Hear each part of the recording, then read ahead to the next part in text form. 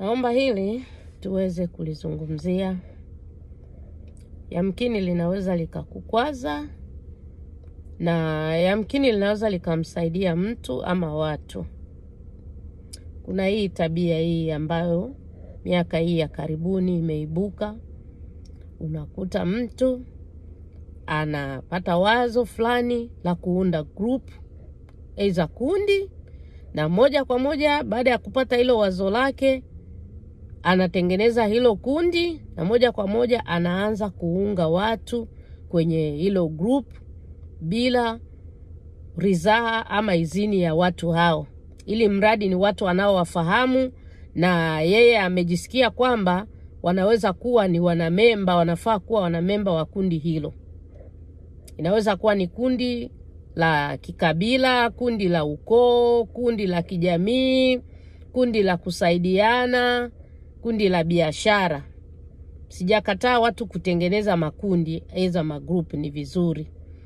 Lakini lazima pawepo na utaratibu. Wewe ambaye umeanzisha, umepata wazo, maono ya kuanza kundi, ni vizuri kabla ya kuanza kuunga watu kwenye group, ukawapigia simu, ukaongea na kila mtu mmoja mmoja kibinafsi kwamba bwana, nimepata wazo, nataka tuunde kundi fulani, na hilo kundi, lengo la kundi litakuwa 1, 2, 3, sijue unasemaje na unaonaje nikikuunga kwenye hilo kundi.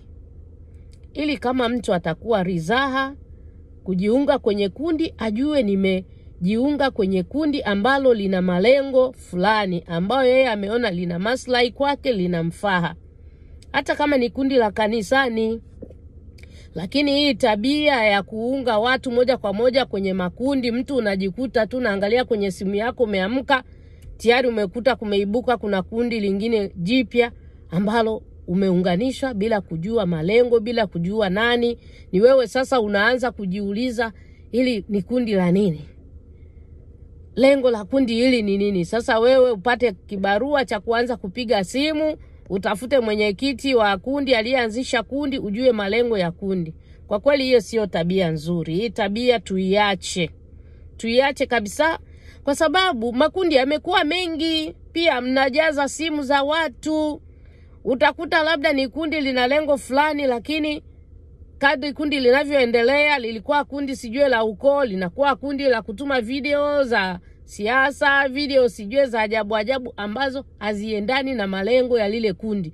Na labda wengine wanamemba wanajikuta wako kwenye lile kundi, lakini hawakuridhia kuwepo kwenye lile kundi. Kwa hiyo tuache hizo tabia. Ukipata maono ya kuunda kundi, uliza watu, wa consult, wapigie simu, kwa sababu mtu ana hiari ya kujiunga wala kutokujiunga.